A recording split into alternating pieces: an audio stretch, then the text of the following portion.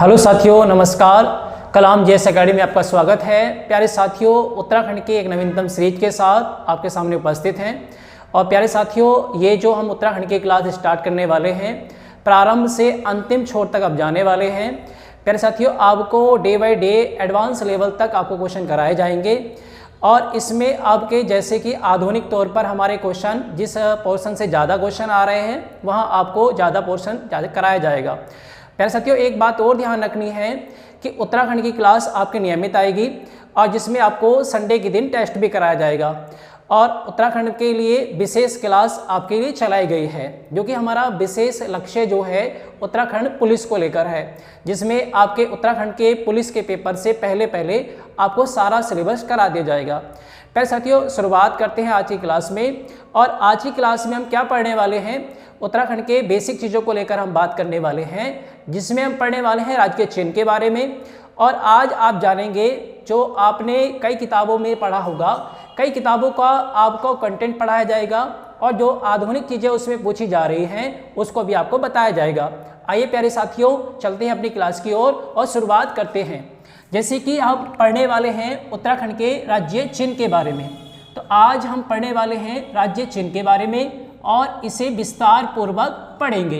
प्यारे साथियों, पहला प्रश्न आएगा कि हमारे जो राज्य चिन्ह है या प्रतीक चिन्ह है, या आपसे क्वेश्चन आएगा कि जो हमारे राज्य के प्रतीक चिन्ह हैं इनका निर्धारण कब किया गया है। तो इनके निर्धारण की अगर बात की जाए तो इनका निर्धारण किया गया है वर्ष 2001 को। तो 2001 में राज्य चिन्ह एवं प्रतीक चिन्हों का निर्धारण कर लिया गया। अब हम बात कर लेते हैं राज्य चिन्ह के बारे में। तो हमारे राज्य चिन्ह की बात की जाए तो राज्य चिन्ह हमारा दिखता कैसे है और उसकी क्या क्या खासियत है उसको हम पढ़ लेते हैं। जैसे कि अगर हम करें तो राज्य चिन्ह को हमने ये दर्शाया भाई बच्चों, ये हमने देखा इस प्रकार हमने एक चित्र बनाया, डायग्राम। ठीक है भाई, ये आप ध्यान रखेंगे, अच्छे से समझेंगे, एक एक चीज़ों को बड़े अच्छे से शानदार तरीके से जानते चलना है। जैसे मान लेते हैं कि हमारे राज्य चिन्ह में ये सबसे ऊंचा आपका पर्वत शिखर है। हमारे राज्य चिन्ह में 3 पर्वत श्रृंखला पाई जाती है, जिसमें हम कहेंगे बीच वाला जो पोर्शन होता है सबसे ऊंचा होता है। तो सबसे ऊंचा शिखर तो आपका ये है, ठीक है। और इसी में अशोकी लाट, अगर हम कहें इसी में अशोकी लाट भी आपको दिखाई देगी, ठीक है भाई, अशोकी लाट। और अशोकी लाट के नीचे एक आपको वाक्य मिलेगा लिखा हुआ, वो क्या मिलेगा, सत्यमेव जयते, सत्यमेव जयते। अब आपसे प्रश्न आएगा ये जो शब्द है किस भाषा का शब्द है। तो अगर हम कहें सत्यमेव शब्द जो है ये आपका संस्कृत भाषा का शब्द है, ठीक है। और आपसे ये भी प्रश्न आ सकता है कि सत्यमेव जो शब्द है वो कहाँ से लिया गया है। तो अगर हम कहें सत्यमेव शब्द हमारा मुंडको उपनिषद से लिया गया है। किससे, मुंडको उपनिषद। ये हमें ध्यान रख के चलना है कि मुंडको उपनिषद से शब्द लिया गया है। अगर एक प्रश्न और आ जाए आपसे कि सत्यमेव जयते का अर्थ क्या होता है, तो इसके अर्थ की बात करें तो सत्य की हमेशा जीत, ये इसका अर्थ होता है, ठीक है। अब हम आगे बात कर लेते हैं। अब देखो एक बात और ध्यान रखनी है, क्या कि जो अशोक का ये लाट है ये आपका लाल रंग के रूप में दर्शाया गया है।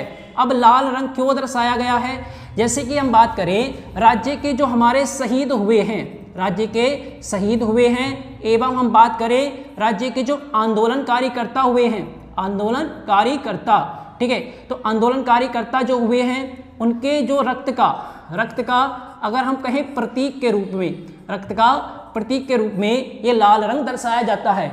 और इसी रूप में अगर हम कहें यहाँ आपको उत्तराखंड के चिन्ह में आपको सफ़ेद रंग मिलेगा, या हम कहेंगे श्वेत रंग, ठीक है, श्वेत रंग। तो श्वेत रंग में हमें क्या किया गया है, हमारे उत्तराखंड के चिन्ह में 4 नदियां या 4 धाराएं दर्शाई गई हैं। आपसे प्रश्न आएगा कि राज्य चिन्ह में कितनी धारा दर्शाई गई हैं, तो हम कहेंगे 4। अब 4 धाराएं कौन कौन सी दर्शाई गई हैं उसको हम क्रम से जान लेते हैं। तो हमारी पहली है गंगा नदी, हमारे राज्य की प्रमुख नदी भी है। दूसरी बात करें तो यमुना नदी है। तीसरी कहें तो आपसे रामगंगा आ जाएगी, रामगंगा। और चौथी कहें तो काली नदी। तो इस प्रकार हमारे राज्य चिन्ह में 4 नदियां प्रवाहित दिखाई देती हैं, गंगा, यमुना, रामगंगा और काली। और ये भी आपको ध्यान रखना है, ये जो धाराएं आपको दर्शाई गई हैं ये नीले रंग के रूप में दर्शाई गई हैं। तो आपसे प्रश्न आएगा कि राज्य चिन्ह में जो आपकी ये धाराएं दर्शाई गई हैं वो किस रंग के रूप में दर्शाई गई हैं, तो हम कहेंगे नीले रंग में। अब आपका एक प्रश्न और आ जाएगा, ये जो श्वेत रंग है राज्य के, अगर हम चिन्ह की बात करेंगे, जो श्वेत रंग है वो किसको दर्शाता है, तो हम कहेंगे ये राज्य में शांति एवं प्रेम के प्रतीक को समझाता है। क्या कहेंगे, क्वेश्चन आएगा आपसे कि राज्य का जो चिन्ह है उसमें सफेद रंग किसको दर्शाता है, तो राज्य में शांति और प्रेम का प्रतीक दर्शाता है। अगर प्रश्न आ रहा है कि जो अशोक है, अशोक की जो लाट है ये आपका लाल रंग का है, ये शहीद और आंदोलन के रक्त को प्रतीक जाना जाता है। इसी रुदम में एक क्वेश्चन और आ जाएगा, जो नीचे की लाइन है ये या हम कहें ऊपर तक इस प्रकार के छोर में, ये आपका नीले रंग में ही दर्शाया गया है, ये हमें ध्यान रख के चलना है। अच्छा, आपका प्रश्न यहाँ तक तो प्रतीक चिन्ह के रूप में बन गया। तो हम देखेंगे जो कि हमारे शासक या प्रशासनिक कार्य होते हैं उसमें प्रतीक चिन्ह का प्रयोग किया जाता है। आपसे क्वेश्चन आएगा कि इसका प्रयोग कहाँ किया जाता है, तो हम कहेंगे प्रशासनिक कार्यों में इसका प्रयोग किया जाता है। ठीक है, आपसे अब एक प्रश्न और आ जाए, यहाँ हमने पढ़ लिया 3 पर्वत श्रृंखला के बारे में और 4 धाराओं के बारे में पढ़ लिया। अगर आप किसी यातायात या कहें हम परिवहन की बात कर रहे हैं, किसकी, यातायात या परिवहन, तो आप देखेंगे कि राज्य चिन्ह में कहीं कहीं 4 पर्वत श्रृंखला भी दर्शाए जाते हैं। यहाँ आपके 3 पर्वत श्रृंखला ना दर्शाकर 4 आपको पर्वत श्रृंखलाएं दर्शाए गए हैं। अब क्यों दर्शाए गए हैं, क्योंकि 4 पर्वत श्रृंखला हमारे उत्तराखंड में जो है ना, अगर हम कहें जैसे 4 धाम पड़ते हैं, जैसे कि हमारा एक पड़ता है यमुनोत्री की यही बात करेंगे, दूसरे कहें तो दूसरा हमारा हो सकता है गंगोत्री, ठीक है, दूसरा होगा गंगोत्री। अगर तीसरे की बात की जाए तो होगा केदारनाथ, और चौथा कहें तो बद्रीनाथ। ठीक है प्यारे साथियों, अब देखो समझो जरा, गंगोत्री और यमुनोत्री ये आता है हमारे उत्तराखंड के उत्तरकाशी जनपद में आते हैं ये दोनों स्थल, और केदारनाथ आ जाता है आपका रुद्रप्रयाग में। कहाँ जाता है, रुद्रप्रयाग में, याद रखेंगे। और जबकि बद्रीनाथ की बात कर ली जाए तो ये आता है हमारा चमोली में। तो प्यारे साथियों, हमने अभी तक क्या किया है, अभी तक हमने राज्य चिन्ह के बारे में जाना है। तो आपसे एक लास्ट क्वेश्चन हो आ सकता है, क्या आ सकता है राज्य चिन्ह के बारे में, कि उत्तराखंड के राज्य प्रतीकों को कि किस पुस्तक में लिखा गया है। अगर क्वेश्चन आ जाए उत्तराखंड का प्रतीक चिन्ह या क्वेश्चन आ जाए उत्तराखंड का प्रतीक चिन्ह का उल्लेख किस पुस्तक में मिलता है या किसके द्वारा लिखा गया है, तो आपको याद रखना है जगमोहन रोतेला। ठीक है, ये आपको ध्यान रखना है, जगमोहन रोतेला। ठीक है प्यारे साथियों, हम यही ध्यान रखेंगे।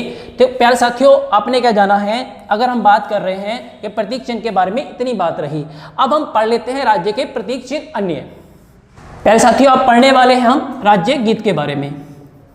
तो हमारे राज्य गीत की बात करें, हमारे उत्तराखंड का राज्य गीत क्या है, तो उसको याद रखेंगे। हमारे उत्तराखंड का राज्य गीत है उत्तराखंड देवभूमि मातृभूमि,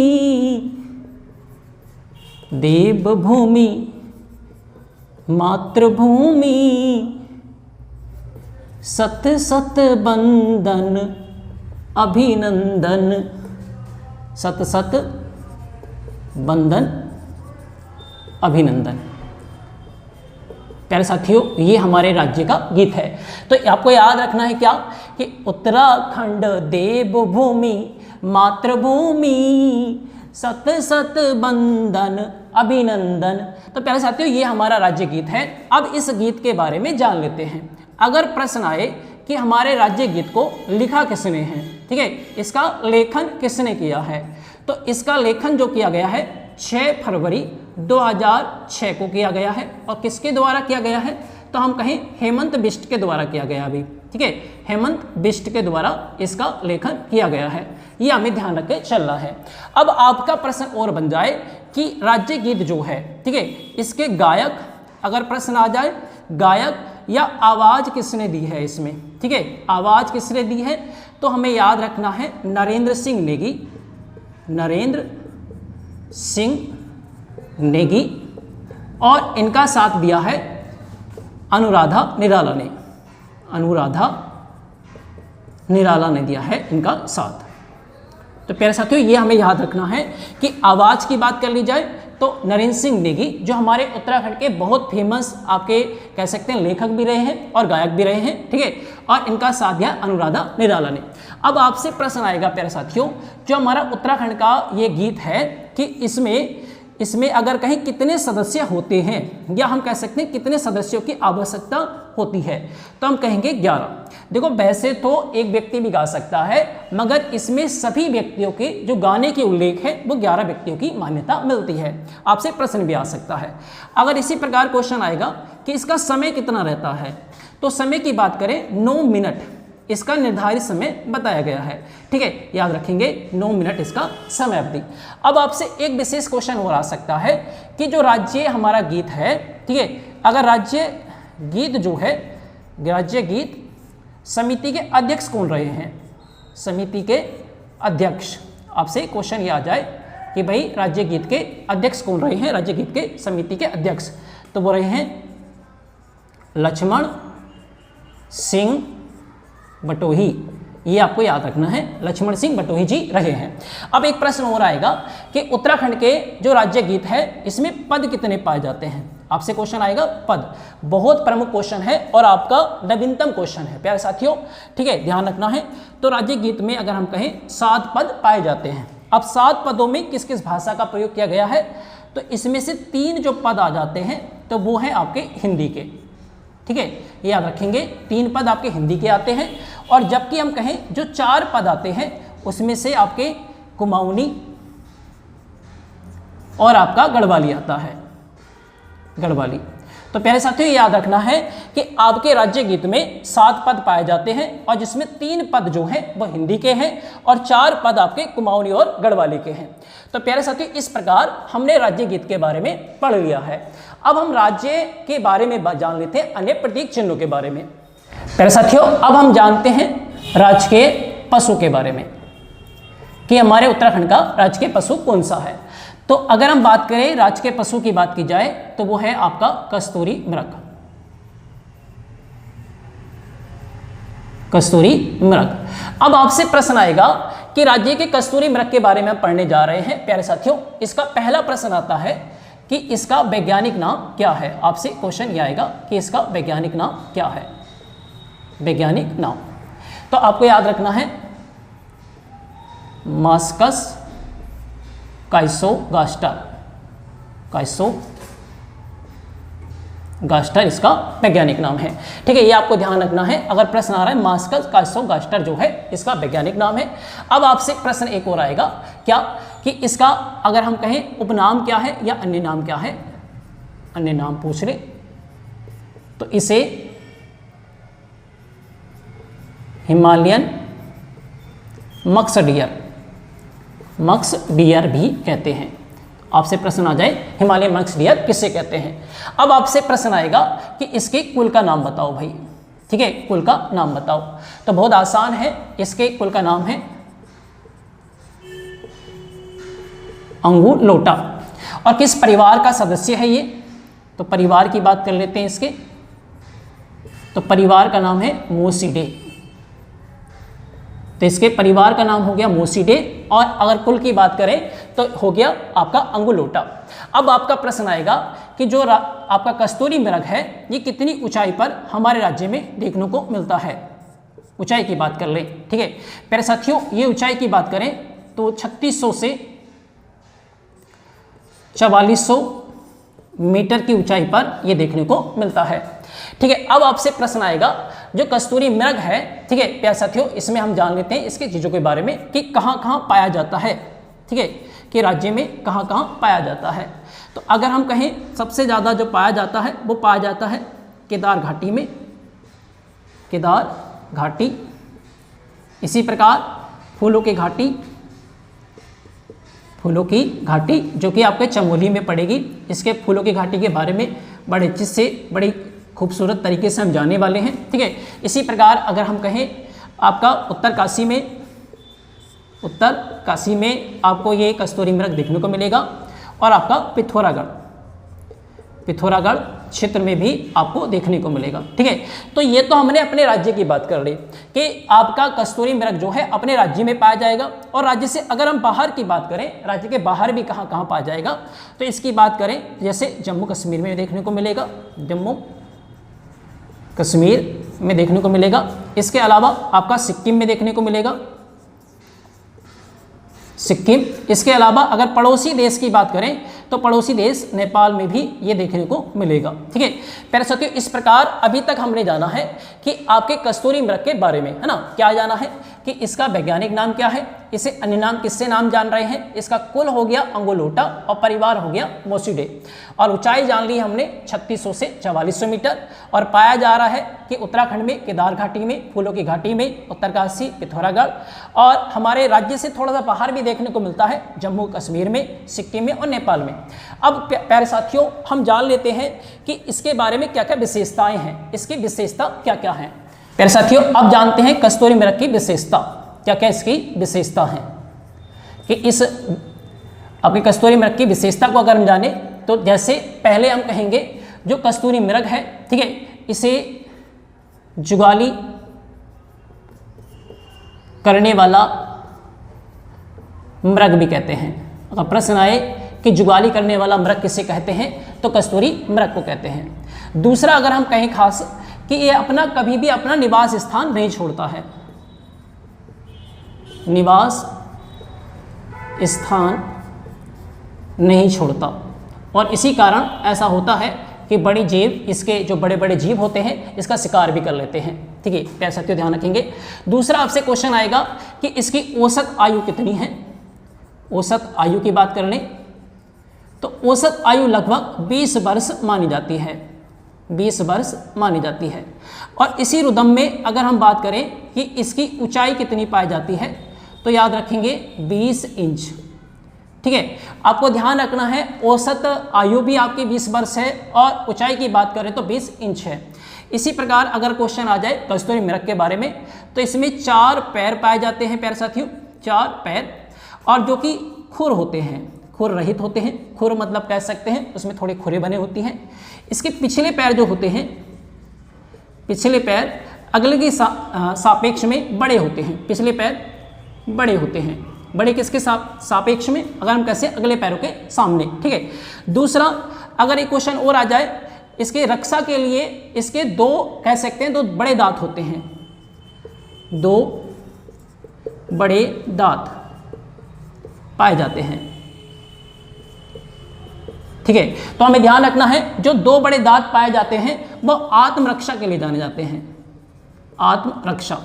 अगर प्रश्न आए कि आत्मरक्षा के लिए क्या पाए जाते हैं, तो इसके 2 बड़े दांत पाए जाते हैं।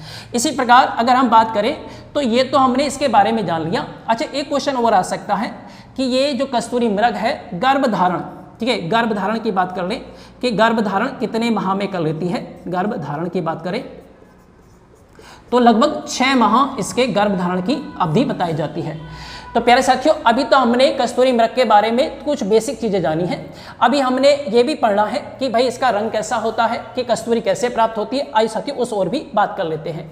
अगर हम बात करें कि इसका रंग कैसा पाया जाता है कस्तूरी मृग का, तो बताया जाता है कि भाई इसका भूरा रंग पाया जाता है लगभग। और भूरे रंग में बात करें काले या हम कह सकते पीले, पीले आपके धब्बे मिलते हैं। अगर प्रश्न आ जाए कि इस प्रकार का जो आपका कस्तूरी मृग मिलता है ये हमारे राज्य में मिलता है, ठीक है। अच्छा, एक प्रश्न और आ जाएगा इसका प्रिय भोजन, कि प्रिय भोजन भी आपसे एग्जाम में पूछा गया है कि इसका प्रिय भोजन क्या है। तो इसका प्रिय भोजन है केदार पत्ती, केदार पत्ती इसका प्रिय भोजन आता है। तो प्यारे साथियों, अभी तो हमने जाना कि कस्तूरी मृग की विशेषता क्या है। अब हम जान लेते हैं कस्तूरी के बारे में, ठीक है। अब हम जानते हैं कि कस्तूरी के बारे में, कस्तूरी के बारे में। कस्तूरी अगर हम बात करें कस्तूरी मृग में कि कस्तूरी कहाँ से प्राप्त होती है, किसमें प्राप्त होती है, तो हम ये कहेंगे केवल नर में प्राप्त होती है, में प्राप्त होती है। अगर प्रश्न आए कि कस्तूरी जो प्राप्त होती है कस्तूरी मृग में केवल नर में प्राप्त होती है, अब आपसे प्रश्न आएगा कितने वर्ष के अंतराल में होती है, तो लगभग हम कह सकते हैं 3 वर्ष के अंतराल में देखने को मिलती है। और उसमें कितने प्राप्त होती है ये भी आपको समझ लेना है, लगभग 30 से 45 ग्राम के आसपास ये हम कह सकते हैं कस्तूरी मिलती है। अगर हम कहें जैसे आपका मृग होता है तो उसका जो गुदा होता है भाई, गुदा में ग्रंथि से ये आपकी कह सकते हैं कस्तूरी मिलती है, ठीक है। और कस्तूरी जो होती है एक प्रकार की छोटी छोटी इस प्रकार की गोली के रूप में होती है, जिस पे हम कह सकते हैं छोटे छोटे बाल भी होते हैं। और हम कह सकते हैं एक कस्तूरी की कीमत लगभग बहुत ज़्यादा तक आ सकते हैं, लगभग अगर मैं कहूँ एक कस्तूरी 1-1 लाख तक की बिक जाती है, ठीक है। तो अगर हम कहीं बहुत महंगी चीज़ें होती हैं, ठीक है, आसानी से प्राप्त नहीं होती हैं, ठीक है, ऑपरेशन करके ही निकाला जाता है। दूसरा एक प्रश्न और आता है, ठीक है, कि कस्तूरी जो है, ठीक है, इसमें कौन सा आपका रसायन पाया जाता है, रसायन पाया जाता है, तो ध्यान रखेंगे मिथाइल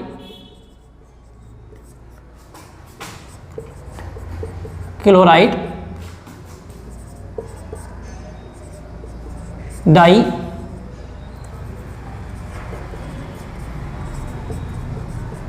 पेंटाडेकेनोल, तो ये हमें ध्यान रखना, इस प्रकार के रसायन पाया जाता है। अब आपसे प्रश्न आए कि कस्तूरी किस में काम आती है, इसका कार्य क्या है, या ये किस दवा में कार्य आती है, तो हम कहें अगर किसी को दमा हो गया है तो दवा उपचार में आएगी। अगर मान लेते किसी को मिर्गी पड़ रही है बार बार तो मिर्गी में काम आएगी। या हम कहें किसी को हृदय रोग है भाई, हृदय रोग में काम आएगी। और इसके अलावा एक रोग और होता है बंका क्यूरिस, बंका क्यूरिस। तो इस प्रकार इन रोगों में उपचार होता है अगर हम कहें आपके कस्तूरी की, ठीक है। आपको ध्यान रख के चलना है सारी चीज़ों को लेकर। अब प्रश्न एक और आ जाए प्यारे साथियों, जो कस्तूरी प्राप्त हो जाती है, जैसे एक बार में हमें एक मृग से 30 से 45 ग्राम प्राप्त हो गई है, तो एक 3 वर्ष के अंतराल ही बाद ही आपकी कस्तूरी प्राप्त हो पाएगी। अब हम जान लेते हैं कि क्या हमारे राज्य के अलावा और राज्यों में भी आपकी कस्तूरी मिलती है। जी हाँ, बिल्कुल मिलती है। अगर हम बात करें जैसे कि अगर हम बात करें जम्मू कश्मीर में, ठीक है भाई, जम्मू कश्मीर में, तो जम्मू कश्मीर में इस कस्तूरी को कुछ और नाम से जानते हैं, ठीक है, अगर हम ध्यान रखना है। इसी प्रकार हम कहेंगे सिक्किम में, ठीक है भाई, सिक्किम में भी आपकी पाई जाती है, ये आपको ध्यान रखे चलना है। इसी प्रकार नेपाल में भी, ठीक है, नेपाल में भी अलग अलग नामों से ये चीज़ें प्रसिद्ध हैं। आपका जम्मू, सिक्किम और हम बात करें नेपाल में भी आपकी ये कस्तूरी प्राप्त होती है, मगर हमें ध्यान रख के चलना है मात्र आपका किस में प्राप्त होती है, नर में। अब जान लेते हैं कि हमारे राज्य में अगर हम बात करें कस्तूरी मृग को लेकर संरक्षण कब प्रदान किया गया है। आप प्यारे साथियों जानते हैं कि इसे संरक्षण कब प्रदान किया गया है, तो जान लेते हैं कस्तूरी मृग को संरक्षण कब प्राप्त हुआ। तो प्यारे साथियों पहले हम एक ट्रिक से समझते हैं जिससे आसान तरीके से आपको समझ में आ जाए कि संरक्षण को कैसे याद करना है। तो हम एक शब्द याद लिखवा रहे हैं, कम का, ये शब्द आपको याद रख लेना है। अगर कम का शब्द याद हो जाए तो कस्तूरी मृग का सारी चीजें आपको याद हो जाएंगे। कम का से कैसे याद रखेंगे, जैसे केदारनाथ वन्यजीव विहार, वन्यजीव विहार। मैं से याद रखेंगे महरोड़ी वन्यजीव विहार, जीव विहार। और कैसे याद रखेंगे काचुला खार्क वन्यजीव विहार।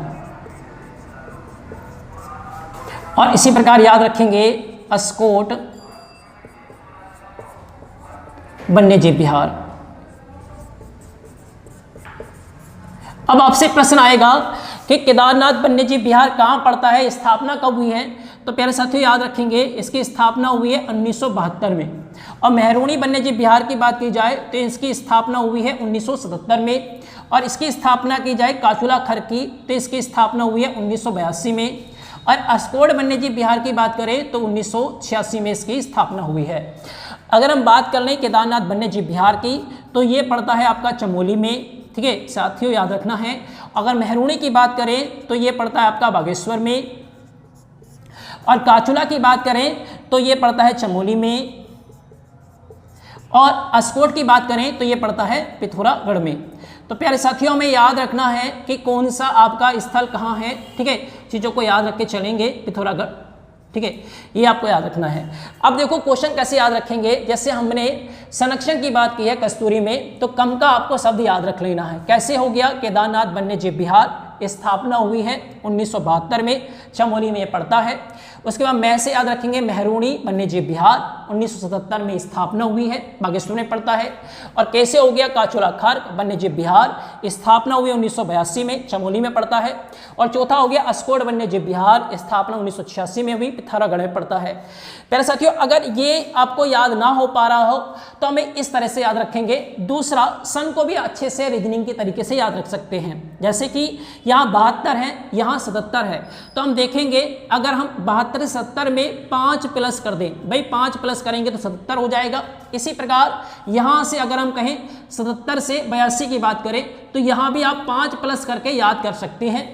और इसके अलावा यहाँ की बात करें तो 4 वर्ष का अंतराल आपको दिखाई दे रहा है, तो ऐसे याद रख लें 5, 5 और 4, तो चारों सन याद हो जाएंगे। और अगर आपको जनपद का ध्यान नहीं रखना पा रहे हैं तो उसको भी आसान तरीके से याद कर सकते हैं। चल, चल बाग में चल, ठीक है, चल पे, देखो चल बाग में चल, ठीक है, और वहां घूमेंगे या पत्थर मारेंगे या पिएंगे, ऐसा याद हो सकता है, ठीक है। तो ऐसे तरीके से याद रखेंगे तो जल्दी से याद हो जाएगा, ठीक है। प्यारे साथियों, एक बात और बता दें, राज्य सरकार के द्वारा 2005 में आपकी कस्तूरी मृग को जनगणना कराई गई थी, और जिसमें पाया गया था 3 की संख्या 289 पाई गई थी।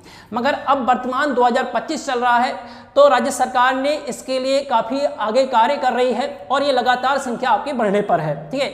मगर हमारे जो कि कह सकते हैं राज्य में कुछ ऐसे व्यक्ति भी हैं जो इनका शिकार कर इनको कमी क्षति पहुंचा रहे हैं। प्यारे साथियों, इसी रुदम में हम राज्य के अन्य चिन्हों के बारे में बात कर लेते हैं। आइए प्यारे साथियों, अब जानते हैं राज्य पुष्प के बारे में। राज्य पुष्प, तो हमारा राज्य पुष्प है ब्रह्म कमल, ब्रह्म कमल। अब आपसे पहला प्रश्न वही आता है कि इसका वैज्ञानिक नाम क्या है, तो वैज्ञानिक नाम याद रखेंगे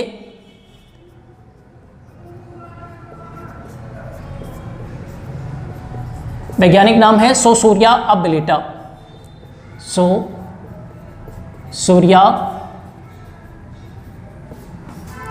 अबलिटा, ये इसका अगर हम कहें तो वैज्ञानिक नाम है। अब आपसे प्रश्न आएगा कि भाई किस कुल का पौधा है ये, कुल का पौधा, तो एस टेरेसी, एस टेरेसी, ये आपका प्रश्न एग्जाम में पूछा जा चुका है कि ब्रह्म कमल जो है वो किस कुल का पौधा है, एस टेरेसी है। प्यारे साथियों, अब आपसे प्रश्न आए कि इसका स्थानीय नाम बताइए, मतलब लोकल नाम क्या है, तो इसे स्थानीय नाम के रूप में कोल पदम के नाम से इसे जाना जाता है। अगर प्रश्न आ रहा है कि स्थानीय नाम क्या है तो कोल पदम बताएंगे, ठीक है। अब इसी रुदम में और क्वेश्चन आपसे पूछे जाए कि इसे अन्य नाम किस नाम से जानते हैं, तो कहेंगे हिमालयन क्षेत्र का सम्राट। तो इसका एक अन्य नाम और मिल जाता है कि हिमालयन क्षेत्र का सम्राट। अब आपसे प्रश्न आएगा कि जो ब्रह्म कमल है, ठीक है मेरे साथियों, ये कहाँ कहाँ पाया जाता है और किस नाम से पाया जाता है। जैसे कि हम बात करें, ये हमारा अगर उत्तराखंड की बात की जा रही है तो आपका फूलों की घाटी, ये स्थल आपको ध्यान रख के चलना है, बड़ा मेन है। या हम कहें पिंडर घाटी में पाया जाने वाला प्रमुख पुष्प है, ठीक है। इसके अलावा अगर हम बात करें, ये हमारा हिमाचल प्रदेश में पाया जाता है। अगर हम हिमाचल प्रदेश को HP भी लिख सकते हैं, प्यारे साथियों उसको ध्यान रख के चलना है। और उस देश में दूधा फूल के नाम से भी इसे जाना जाता है। अगर इसी प्रकार हम कहें जम्मू कश्मीर की बात की जाए, जम्मू कश्मीर में इस पुष्प को गल नाम से जाना जाता है, ठीक है। और अगर इसी रूटीन में अगर हम जाएं, नेपाल में पुष्प को क्या कहते हैं? तो टोप गोला नाम से जाना जाता है, टोप गोला नाम से। अगर आपसे प्रश्न आ रहा है कि हिमाचल प्रदेश में किस नाम से जान रहे हैं, तो इसे दूधा फूल के नाम से जान रहे हैं, जम्मू कश्मीर में गलगल नाम से, और हम कह रहे हैं किसमें? नेपाल में इसे टोप गोला नाम से जान रहे हैं। इसी प्रकार आपका एक प्रश्न और आएगा कि महाभारत, ठीक है, महाभारत में इस पुष्प का क्या नाम दिया गया है? तो इसका नाम दिया गया सौगंधित पुष्पम, सौगंधित पुष्पम या पुष्प। ठीक है, आपसे प्रश्न आ रहा है कि इसके नाम क्या क्या रहे। तो प्यारे साथियों, अभी तक तो हमने नाम के बारे में जाना है। अब आपसे प्रश्न एक और आएगा कि ये जो पुष्प है कितनी ऊंचाई पर मिलता है? तो लगभग हम कह सकते हैं 4400 से लगभग 6000 मीटर की दूरी पर ये आपका पुष्प देखने को मिलता है। आइए साथियों जान लेते हैं इसकी अन्य विशेषता के बारे में। साथियों अब जानते हैं इसकी अन्य विशेषता कि ब्रह्म कमल की हमारी क्या क्या अन्य विशेषता हैं। तो विशेषता के बारे में जाने कि जो ब्रह्म कमल है, अगर इसके रंग की बात की जाए कि इसका रंग कैसा होता है, तो इसका रंग होता है बैंगनी कलर का ये आपका पुष्प पाया जाता है।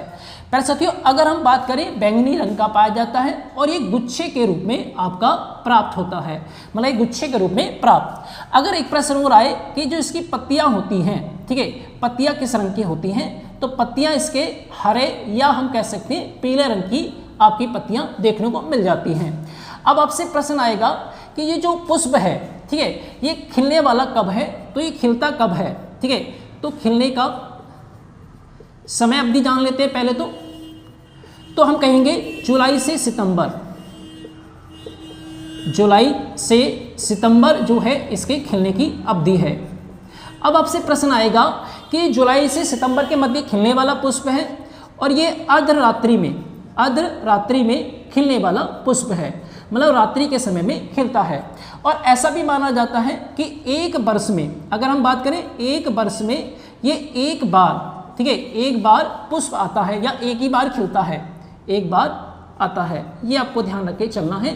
ठीक, क्वेश्चन आएगा एक बार में एक ही बार आता है। ठीक है, अच्छा एक प्रश्न और आएगा आपसे, ये हमने बात कर ली इसके बारे में। ठीक है, तो ब्रह्म कमल में क्वेश्चन आपसे आएगा कि जो पुष्प है, ठीक है भाई, पुष्प है, इसका कार्य क्या है या इसे किस में प्रयोग में लाया जाता है?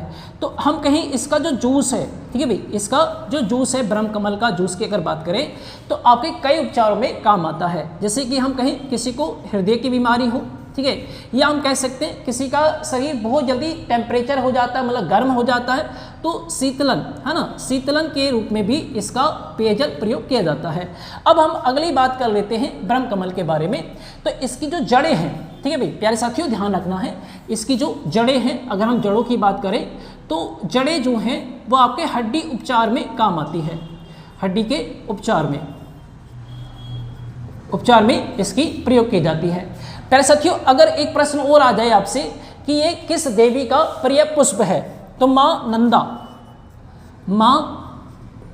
नंदा का प्रिय पुष्प है, प्रिय पुष्प। और प्यारे साथियों ये ध्यान रखना है कि हमारे यहाँ एक नंदा अष्टमी होती है, नंदा अष्टमी का पर्व मनाया जाता है और उसी दिन इसे तोड़ना शुभ माना जाता है। नंदा अष्टमी को तोड़ना शुभ माना जाता है, शुभ माना जाता है। प्यारे साथियों ये हमारे कह सकते हैं शिव को समर्पित पुष्प है और हमारे फूलों की घाटी में पाया जाने वाला वृक्ष है।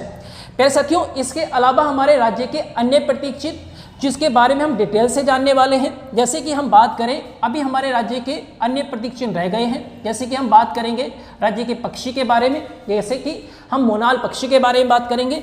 इसी रुदम में हम राज्य के अगर हम बात करेंगे वाद्य यंत्र के बारे में बात करेंगे। वाद्य यंत्र मतलब है राज्य का ढोल, जो वाद्य यंत्र है उसे पूरी डिटेल से जानने वाले हैं। ठीक है, इसी प्रकार राज्य के फल के बारे में बात करेंगे कि राज्य के फल कौन कौन से हैं, कौन सा हमारा प्राचीन रहा है, कौन सा आधुनिक रहा है, क्या क्या चीज़ें रही हैं। तो हम फल में काफल के बारे में डिटेल से जानेंगे और इसके अलावा प्यारे साथियों जो हमारे चिन्ह रह जाएंगे उसे पूरी डिटेल के साथ हम पढ़ लेंगे। तो प्यारे साथियों आज के वीडियो में इतना ही, मिलते हैं अगली वीडियो में। जय हिंद, जय भारत।